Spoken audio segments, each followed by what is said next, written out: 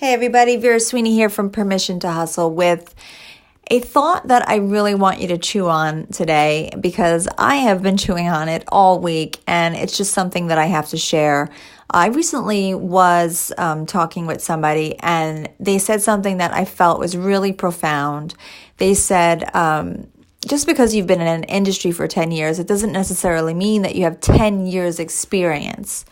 If you're not taking the time to look at your analytics, if you're not taking the time to learn from your mistakes, to really clock in the hours that it takes to look at your data, to try to see trends and to try to learn from your mistakes and to grow from the numbers and the research and the data that you have at your fingertips. And this means looking at the back end of your analytics tools for social media profiles. So whether that be YouTube or Instagram, it's the reach, it's the engagement numbers, it's the likes, the counts. It's to really see what your audience likes and doesn't like. If you're not reacting to these numbers, and if you're not responding, and if you're not making adjustments to your content based on the way that your audience responds to your content, then do you really have 10 years of experience in an industry, or do you really have 1 year of experience that you have rehashed for 10 years in a row? And when I heard that, I said, it really just made me sit back for a second. And I can honestly say that I have been guilty of that. Have I relived the same 1 year 10 times because I haven't allowed myself to grow, because I haven't allowed myself to look at my analytics and figure out where my flaws are, to figure out what my audience does not want, to figure out what my audience absolutely loves? Have I not given myself the time to look and say, this works, and so I need to work more on this? And I'm just going off of gut, or I'm going off of what's easy, or I'm going off of what I feel like makes sense, even though I'm not really sure? Because if that's the case, then have I really grown in 10 years? Have I really made the effort? Have I really become a better influencer, writer, blogger, vlogger, whatever it is, whatever title it is that you hold, storyteller? This is something that we really have to start talking to ourselves about. Long gone are the days when we're sort of throwing darts at the wind and hoping that they hit something. We have tools. We have these tools in our hands. We can figure out what actually worked and what didn't work. It's not only for the PR agents anymore. They're in our possession. And so if we're not using these tools, then it's our fault if we're not growing.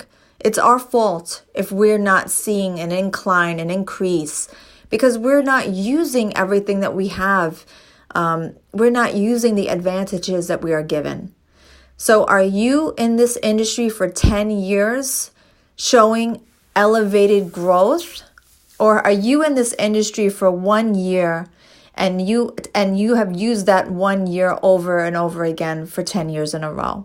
Have you grown, or are we standing still? I mean, and that's the question that we really have to ask ourselves. The world is passing ahead of me. I can't get ahead. I don't understand why I'm not moving forward. Well, are you using every tool possible that you have in your belt? And I'm going to argue to say that the vast majority of us aren't. And, the reason why this sort of popped in my mind today is because I really just recently started diving really deep into analytics. And I really started to look at drop-off rates and what works and what doesn't work and reach. And I have been doing this since 2005, and I never really cared up until this year.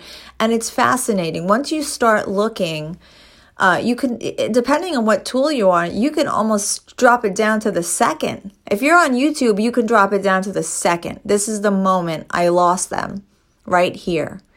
And if you really start caring, you can start going back and looking at your information that you put out, and you can say, what did I do here? What did I do at this point that was not interesting enough to keep them?